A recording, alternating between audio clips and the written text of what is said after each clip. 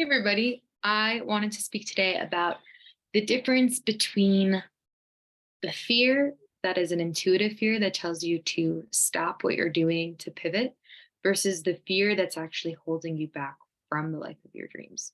It's a really confusing thing to navigate.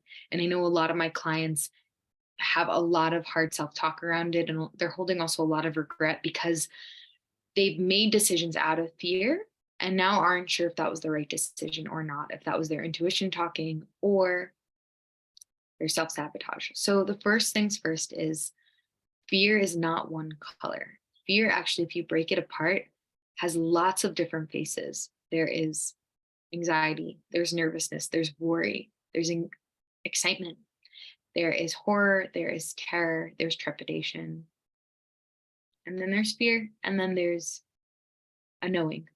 Okay. So, and dread, and lots of other little ways of feeling through fear.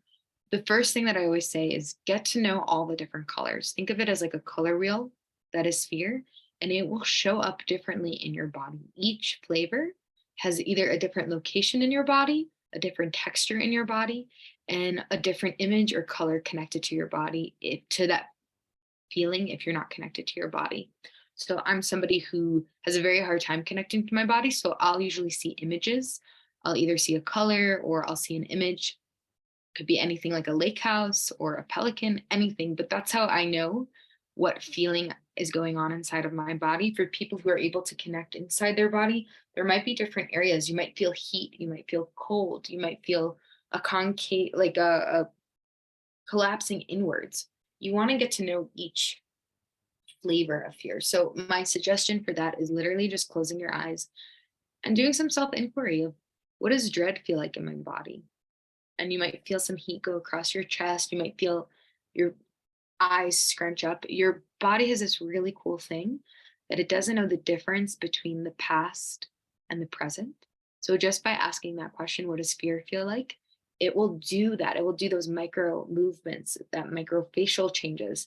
Another thing that you can ask is, tell me a memory that fear or that color, that dread was in, and it will show you an exact memory of this is what dread was. Remember when remember when you were cheating on your test and then you looked up and you saw your teacher staring through the window? That was dread. That was that iciness that just moved through your body so quickly. So you want to get really clear on each of those. So just again, write out the list of all the different feelings and then write out where it is in your body, where it's located, if it's connected to a certain color or image, and if there's a memory connected to it. Once you start differentiating between and really like unknotting it and unthreading this glob of fear, you're going to start realizing that there's a pattern or there's a way that your body speaks to you very specifically. And you're going to also start feeling the differences. So think about like a painter who can tell the difference between all the different shades of blue, and they won't choose baby blue to paint the ocean. It's the same thing with your emotions. That was a rhyme.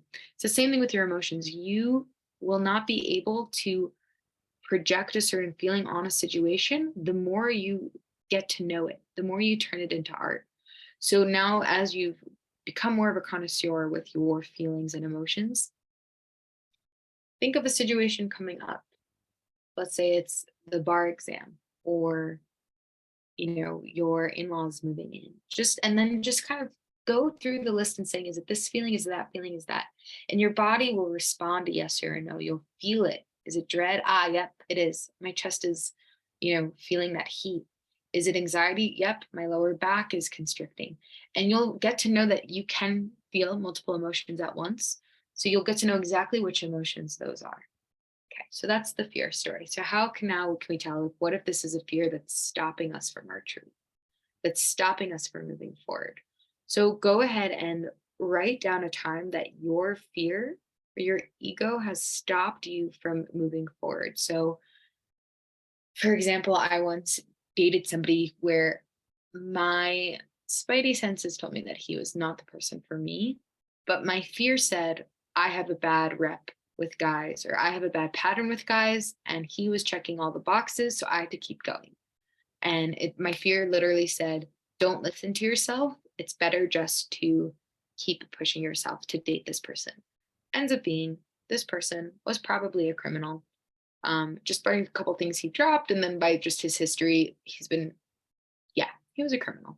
Let's just say he was probably a criminal, and um, he was just starting his journey out of that. And that was something I was sensing, that there was a lot of things that he had not worked through yet, a lot of ways in which he saw society, a lot of ways in which he saw relationships that were just not okay.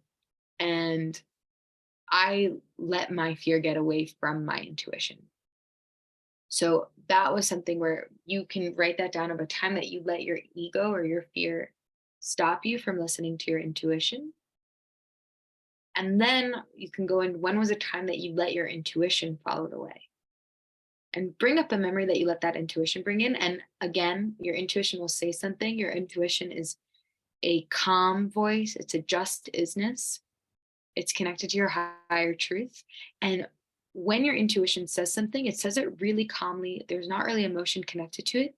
Maybe a nanosecond afterwards, all of your fear circle graph might show up, might get activated. But if you have that nanosecond beforehand of, this doesn't seem right, or take that bus, or invite that person over, or, you know, I know you wanted to go to this school, but it doesn't feel right anymore. Maybe you should check out another school. Those are the moments you want to catch, those moments as quickly as possible. So write down as well, when was a time that you let your intuition lead, and how did that affect you? And then again, just like before, feel it in your body.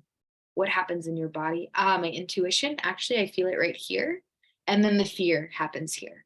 So my intuition is actually located right on the top of my head. And feel the texture, feel the color, get to know it.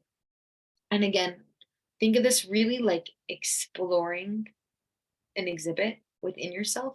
You will have lots of different mirrors, lots of different portraits, lots of different textures going on.